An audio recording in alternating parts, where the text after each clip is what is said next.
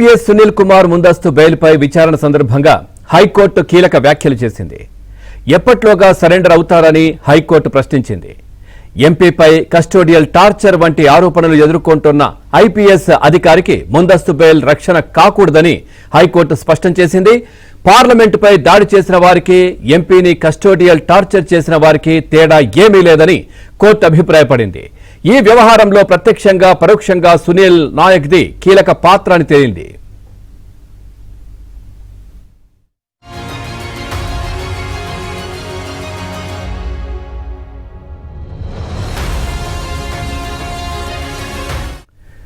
చూస్తున్నాం ఐపీఎస్ సునీల్ కుమార్ ముందస్తు బెయిల్ పై విచారణ సందర్భంగా హైకోర్టు కీలక వ్యాఖ్యలు అయితే చేసింది. దీనికి సంబంధించి మరింత సమాచారం ఏపీ బ్యూరో చీఫ్ రామారావు అందిస్తారు.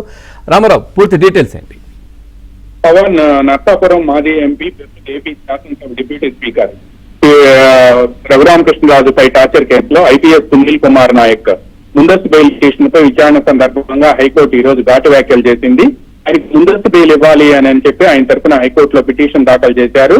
ఆయన ఇప్పటికే పలుమార్లు విచారణ కూడా హాజరయ్యారని, ఉదయం 10 గంటల నుంచి సాయంత్రం 5 గంటల దాకా కూడా విచారణకు హాజరయ్యారని, దర్యాప్తు అధికారికి పూర్తిగా సహకరించారని ఆయన తరఫు న్యాయవాది వివరించారు. అయితే ఈ సందర్భంగా హైకోర్టు జోక్యం చేసుకుంటూ ఎప్పట్లోగా సరెండర్ అవుతారు అని ప్రశ్నించింది హైకోర్టు.